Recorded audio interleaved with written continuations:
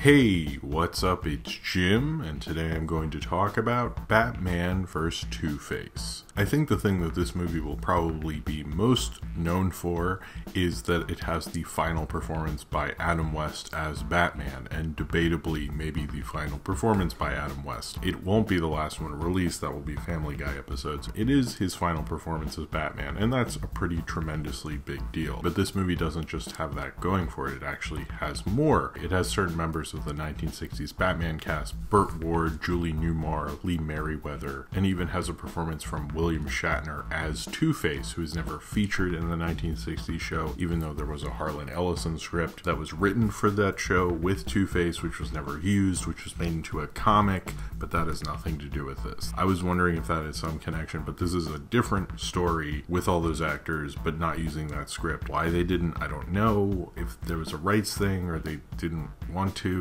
they just didn't. So if you are a fan of the 1960s show or the film that this is a sequel to, Batman Return of the Caped Crusader, which I actually didn't see, but I wanted to see this one because first off, I thought it was a cool idea to have Adam West and William Shatner in one movie.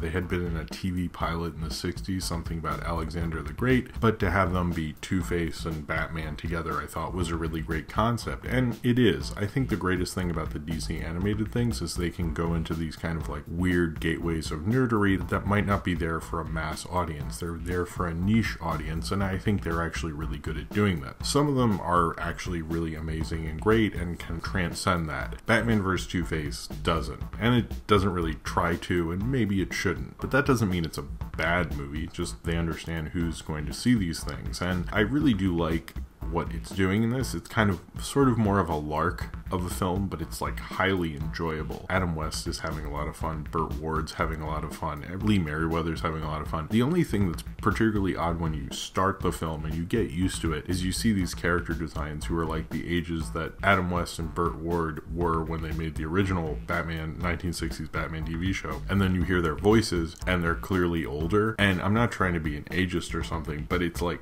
it's strange. When I heard Julie Newmar, I was a little like, whoa, that doesn't work, it doesn't fit, but I eventually like got used to it. But I would say if you start this film and you're a little like weirded out, I wouldn't say like so weirded out you couldn't continue on, but it is a little different. I don't hear a lot of movies doing that, but you do want them to be these characters again, so I guess if you've accepted that, you should accept this movie. And I think this movie does a good job of being the 1960s Batman. It is not exactly the 1960s Batman show, it's kind of its own riff. I sort of don't understand why they made movies of this and it wasn't like a cartoon show. I think this could play on kids TV. I mean, this is a very family friendly movie. If your family is really into the 1960s Batman TV show, I would recommend this. I think it would work. It sort of is trying to be like, I guess, a little darker, but like not like majorly, just like I guess minorly darker. I think I've heard them refer to it as noir in various press things or something like that, but whatever. I don't think it's really that much darker. It does take advantage of being animated and not being constrained by budgets and things. I sort of wish it had stayed within the realms of the 60s TV show and maybe not done that. I mean, that's kind of a temptation and they really go into it. They still have like when they fight people it goes bam and zap and all those cool,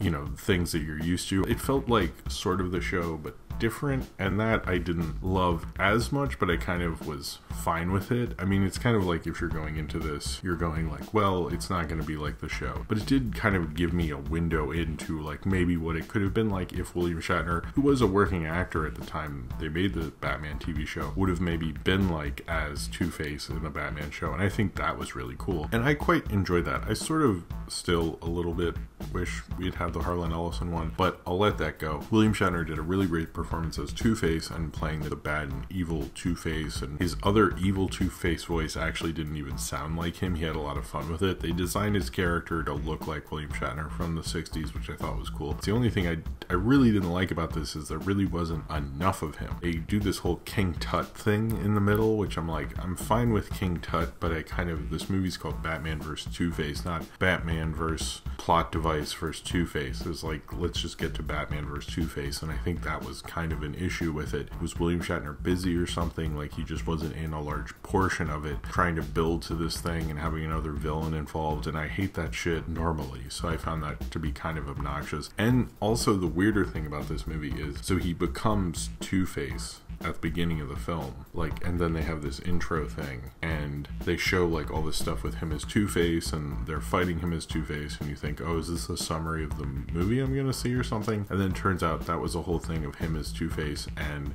it's like there was a whole movie that happened there that you don't get to really see, and then you get to see like the sequel to this Two-Face thing.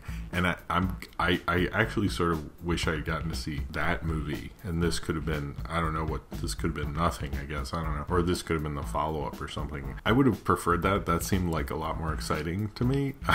I don't know, I kind of thought that was odd, that was a weird storytelling thing to be like, well, this is like, he's reformed, and I'm like, yeah, I'm not like really with you on that arc, because I sort of saw him be formed and then he's like reformed and stuff. I thought it was a little odd. I didn't really get what the point of all that was. Adam West and Burt Ward have great chemistry. It feels like you're watching them just out of the 60s TV show. They've always really gotten along really well. I liked Burt Ward particularly, and Adam West is just perfect as the Cape Crusader. He knows how to do that kind of cheesy thing perfectly. He's very much a Boy Scout. He very much like believes in the system and things like that, but he is perfect at that kind of Batman, and I absolutely loved Adam West in this role. His performance as Batman, I think a lot of people finally, when he got to do these animated films, people have really come around with. They used to just think he was, you know, doing this cheesy, campy show, but he totally gets that through his performance. He's so good at being like a campy Boy Scout that it's almost undeniable with someone like Adam West, and I absolutely loved him in this. It's kind of sad that there aren't going to be more of these, and I think that one of the things that's really sad about that is that it feels like they're kind of insinuating that there's going to be a lot more of these, and that there was going to be a bigger universe. And I know there are rumors they were going to connect Linda Carter's Wonder Woman, and I guess have like a whole like DC, I guess, animated version of older live action shows or something, maybe get the Flash involved, something like that, the old Flash, you know. And they kind of hinted Harley Quinn, which sort of made me roll my eyes, and what they do with, which I guess is a spoiler, but I thought was actually really ingenious with Julie Newmar and Lee Merriweather, and how they kind of set up the transition of Catwoman. I don't think they ever did explain that really in the 60s Batman show. I think it was just a different Catwoman and you just sort of accepted it, and I think that they were actually trying to do things with that, and the continuity kind of shows that they had ideas for where this could continue to go. I guess these are successful. It's kind of sad that this obviously has to stop now. I don't know if they're gonna do one where Burt Ward becomes Nightwing or something like that, or Burt Ward becomes Batman, but who would be Robin then? I noticed that they have certain people, like what they did with William Shatner in this, I wish they'd done with Hugo Strange, who's just like played by a normal voice actor, but it would have been cool if they got like a character actor from the 60s who's still around to do that role. I thought would have been a little better. I mean, clearly they're not going to get Cesar Romero and people like that, which is a shame. I wish they were still alive to do that, but they're not. So I wish they kind of got more into that. I love this kind of little universe. I wish I had seen Batman Return of the Cape Crusader. So this is my first introduction to this whole thing, but I quite enjoyed it. I think it's a really good family animated superhero thing, but it's fun, especially if you love the 60s TV show. I don't know if this is like something you should watch cold if you've never seen that show. I don't know why you would, but if you grew up with Adam West and Burt Ward and the 60s TV show, I think this is like a perfect like a goodbye swan song. The animation's great. They have like really cute little jokes all in the background. They have one that was like a hospital that was like the saint of perpetual irony. There's a couple others like this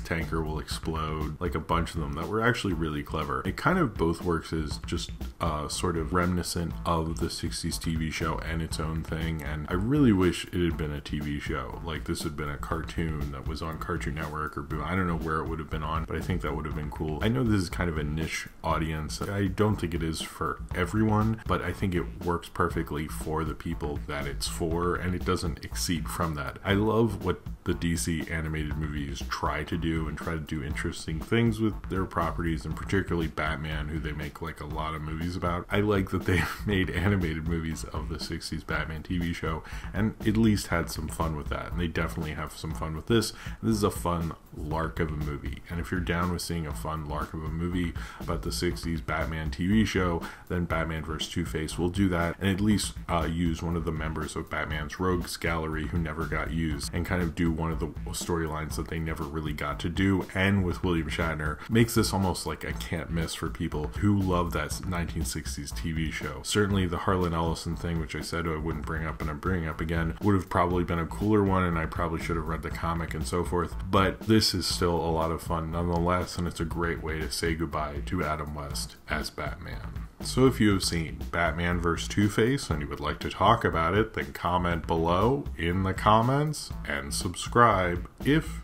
you would like to.